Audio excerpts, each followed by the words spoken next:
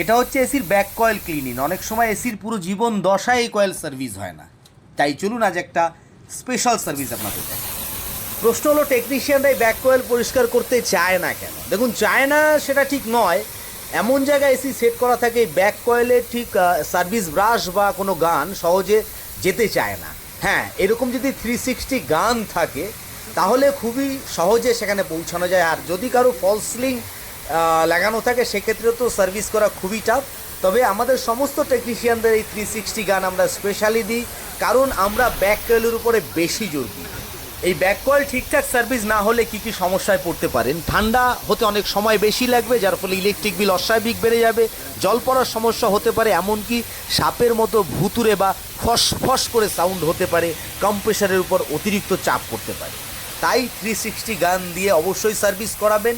আর আমাদের কাছ থেকে সার্ভিস পেলে স্ক্রিনে দেওয়া নাম্বারে ফোন করবেন। আজ টাইম স্বল্পতার জন্য আমি পুরো ভিডিও আপলোড করতে পারলাম না, দুঃখিত। আগামী সোমবার এই এসির পুরো সম্পূর্ণ ভিডিও ব্লগ নিয়ে আসছি। ততদিন সকলে সুস্থ থাকবেন, অনেক কিছু শেখার আছে। নমস্কার।